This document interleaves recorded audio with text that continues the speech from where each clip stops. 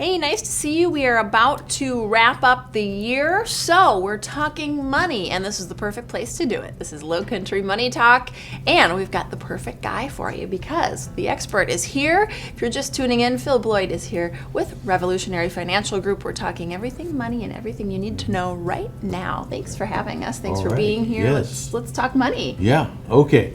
So Jessa, again, getting towards the end of the year, some things we can do. A lot of seniors that are required to take this minimum distribution. Now the age is 72. Believe it or not, a lot of people don't know that the rules changed because last year we didn't have to take a distribution at all. Right. Because of the pandemic. Then there was a change that was made, the Secure Act, in that time period that says we're moving the age of required minimum distribution from 70 and a half to 72. And a lot of seniors don't even know that changed. So we don't want to miss that. Right. 50% penalty. Absolutely. Right, if we don't take that. So some people are like, well, Phil, I have to take let's just use an example, say $20,000 is my required minimum distribution. I don't really want it, I don't need it, I have enough with my pension, Social Security, whatever it may be.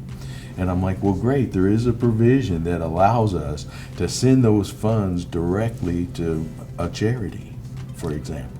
And isn't that fascinating? Because to your point, typically what we're doing when we're giving a charitable gift, or at least I know I am, is we're taking our paycheck in, we're getting taxed on that, and then we're writing a post-tax check to our charity of choice. Sure. So you're saying this is really a way to avoid doing it that way and also be able to take your minimum distribution. Let's save some money. Absolutely. That's what I'm about. That's what we're here So for. let's save some money for our viewers today. If maybe you're doing a charity monthly or whatever, this can be arranged, but let's say, for example, like the example you gave, people are taking a distribution, they're paying the taxes on it, and then they're sending the money to charity. In this case, now, although they changed the rule where your minimum required distribution is 72, for charitable donations, it's still 70 and a half. So if you're 70 and a half or above, you can still do this. Okay. So let's say XYZ charity. I want them to get 5. I want this one to get 5. I can break it up however I want. But when that money goes to them, it will satisfy my minimum distribution. But the $20,000 in this example will not be taxable to me. Wow. Hey. So depending on your deductions, if you're just doing like a standard deduction and this and that, I don't know how much you're giving your charity, but it may not help you a whole lot. But in this event, this way I don't have to count it on my income tax. So I like that.